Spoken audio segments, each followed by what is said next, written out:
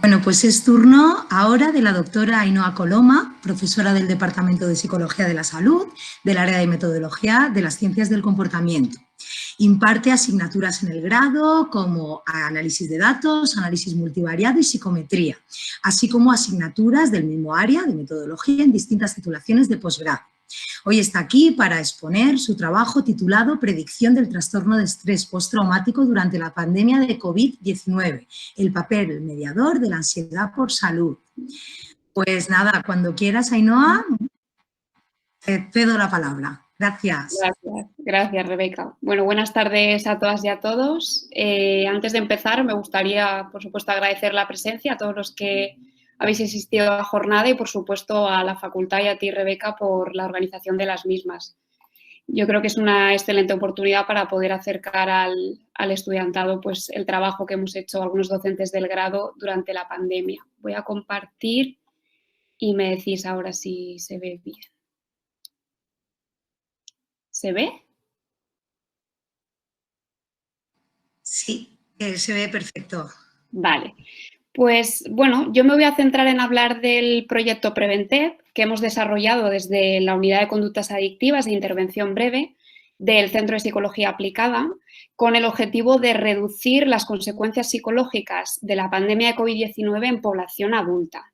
Para ello lo que voy a hacer es que os voy a explicar un poco por qué decidimos desarrollar este proyecto y después os voy a hablar de los primeros resultados que hemos obtenido con los datos recogidos. Y en concreto me voy a centrar en hablar del papel que tiene la ansiedad por salud en el desarrollo de síntomas postraumáticos durante la epidemia. Para hablar de por qué decidimos empezar con este proyecto, nos tenemos que remontar a marzo de 2020. ¿No? Tras la aparición del brote de coronavirus, se declara el estado de alarma y, en primer lugar, todos los esfuerzos a nivel sanitario y de investigación pues, estaban más centrados en contener la propagación del virus, ¿no? Pero se empieza a detectar también que la pandemia y las situaciones de confinamiento pueden tener consecuencias psicológicas en la población.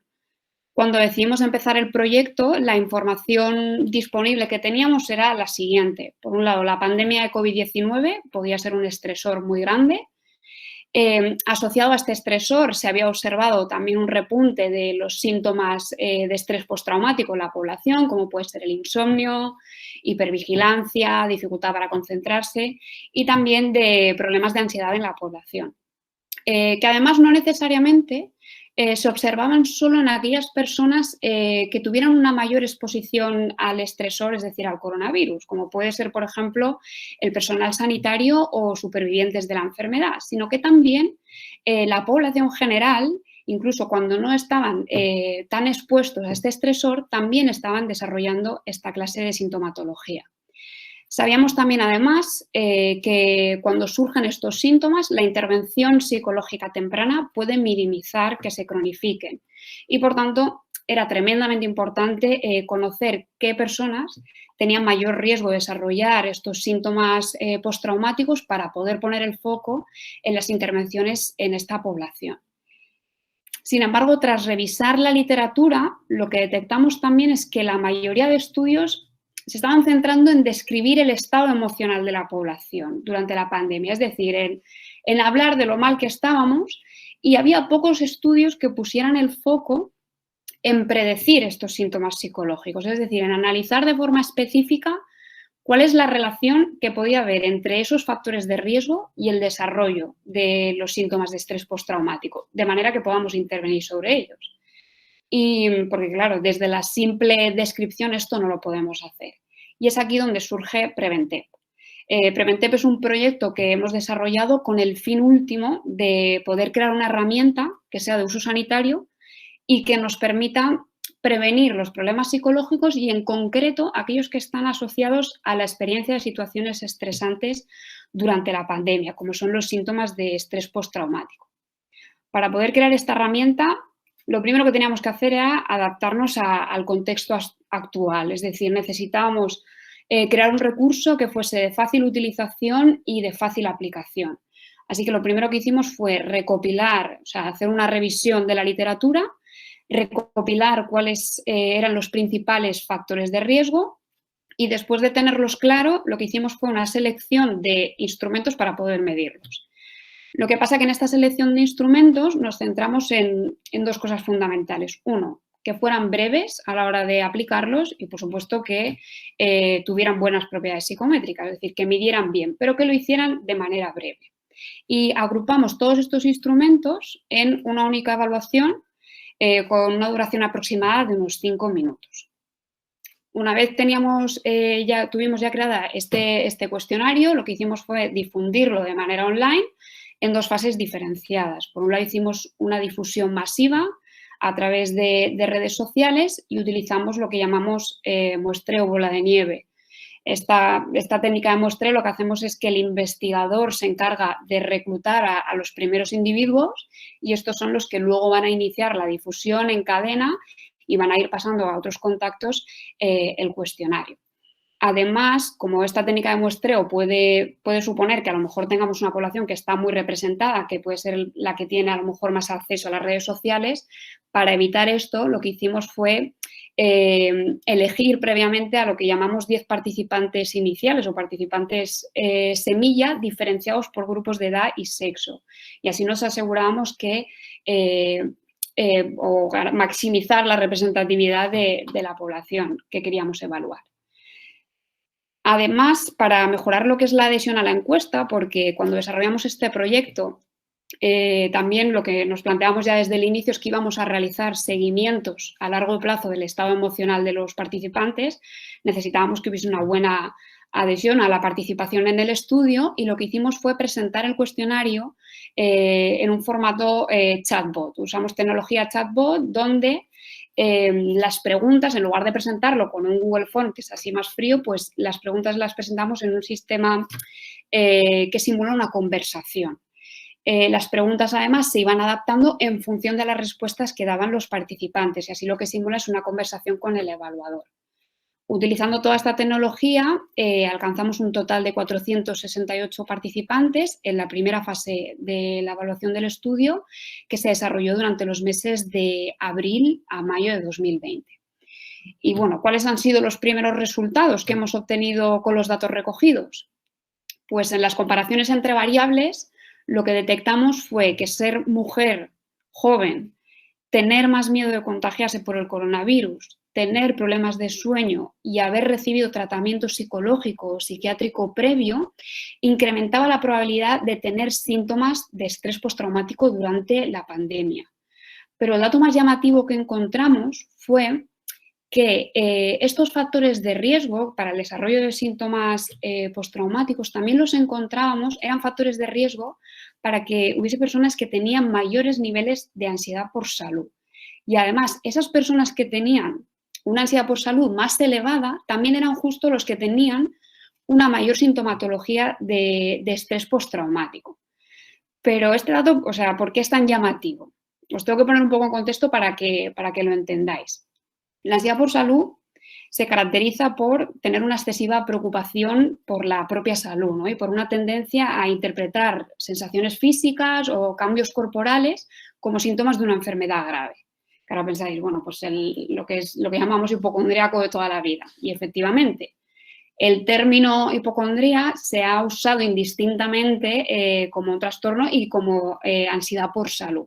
Sin embargo, también hay otros autores que defienden que la ansiedad por salud no necesariamente implica algo patológico, no tiene por qué ser un fenómeno patológico y que puede variar en función del contexto y que una misma persona puede tener en un momento dado mayores niveles de ansiedad por salud y en otro momento tener menores niveles.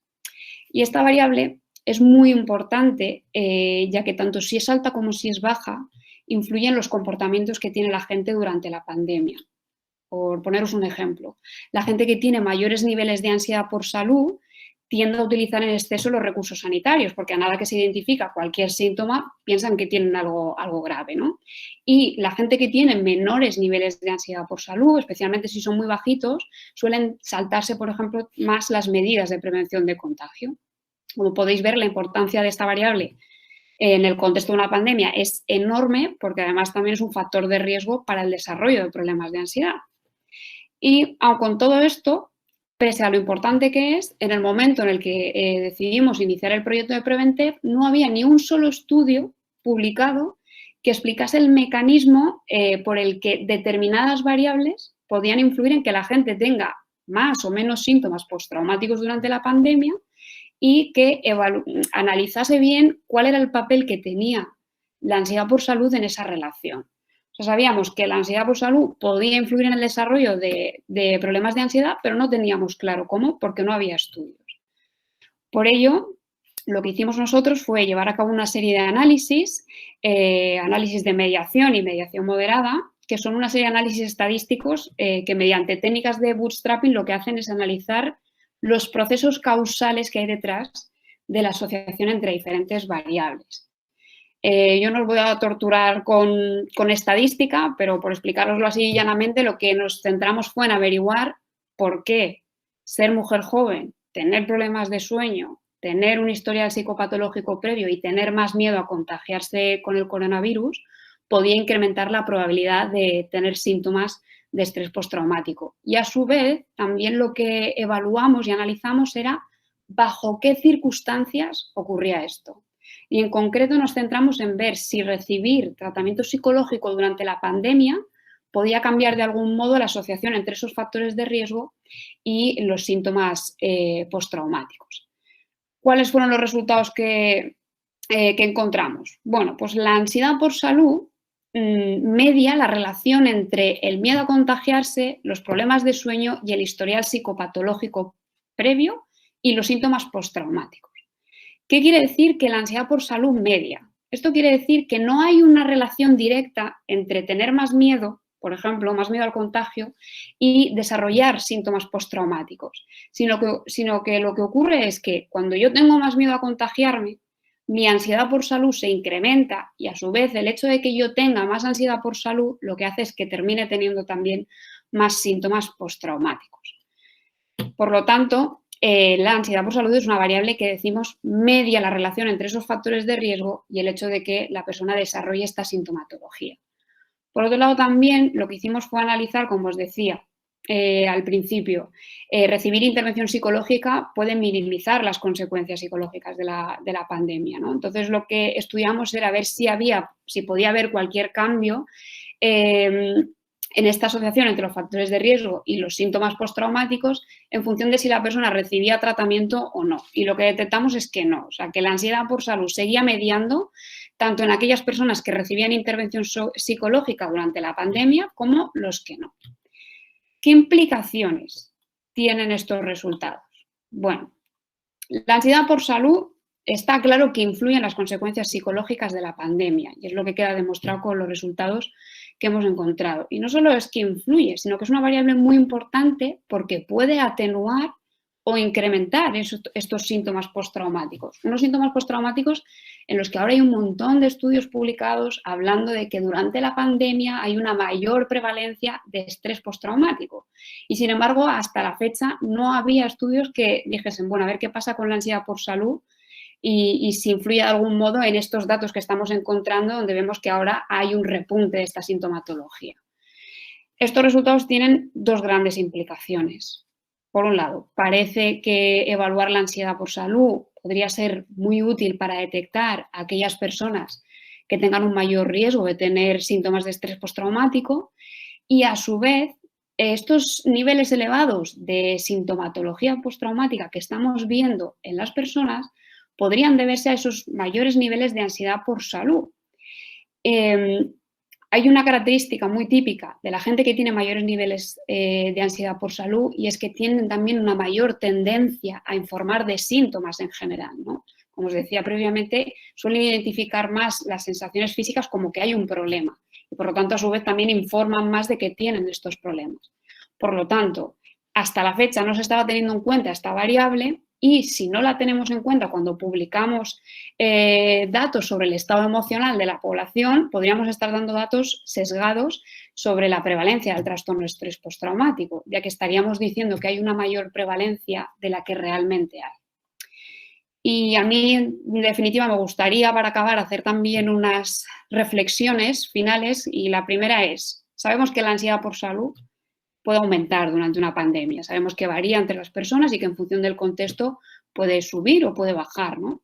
Y que esto puede ser una reacción totalmente normal a esta situación en la que estamos viviendo. Y nosotros ahora estamos evaluando, hay mucha gente que está evaluando la situación actual bajo el prisma de la situación prepandemia. Y podríamos incurrir en dar información sesgada, como os decía, sobre el estado emocional de la población, porque lo que nos tendríamos que plantear es si quizás estamos patologizando reacciones normales a la situación que tenemos. Porque quizás lo normal en una situación de pandemia como es la de ahora es que haya un incremento de estas reacciones emocionales y que esto no necesariamente va a perdurar en el tiempo una vez acabe la pandemia. Así que dentro de estas reflexiones finales yo creo que hay que incidir también mucho en que las futuras líneas de investigación deberían de centrarse en dar respuesta a esta pregunta, o sea, ¿qué es lo normal? Si ese incremento que vemos en los síntomas es normal o estamos diciendo que la gente está fatal y estamos patologizando una respuesta totalmente normal a esta situación que estamos viviendo. Y en relación a esta última reflexión, justo hace pocos días se ha publicado un editorial en el que justamente pues, se habla de este tema y en el que se pone de manifiesto que hay prisa por publicar, ¿no? Y que dentro de esa prisa por publicar y por hablar de lo mal que estamos, como os decía, estamos patologizando reacciones que podrían ser normales. Y en concreto dentro de esta editorial que habla de basura dentro, basura fuera, en relación a lo que se está publicando, ellos insisten mucho en tres cosas concretas. Y es que, por un lado, la presencia de síntomas de estrés postraumático no necesariamente implica el desarrollo de un trastorno de estrés postraumático, ¿vale? Y eso no está quedando claro en las publicaciones. Se habla muy alegremente de que la gente está desarrollando un trastorno de estrés postraumático. Y además no se está evaluando siempre de forma correcta y cuando esto no se hace de la forma adecuada, podemos correr el riesgo de sobreestimar, como os decía, la prevalencia de esta sintomatología. Y, por supuesto, para poder sacar conclusiones correctas, ellos también lo mencionan y yo estoy muy de acuerdo con ello, lo primero que hay que hacer es mejorar la calidad metodológica de las publicaciones. Y esto implica dar el salto de lo meramente descriptivo, dejar de hablar solo de porcentajes de las consecuencias psicológicas que tiene la pandemia y utilizar técnicas de análisis más complejas que nos permitan ya no solo hablar de cuál es la prevalencia, sino de identificar por qué aparecen estas consecuencias y cómo lo hacen. Y bueno, creo que voy bien de tiempo. Muchas gracias por vuestra atención y estoy a vuestra disposición por si queréis preguntarme cualquier duda.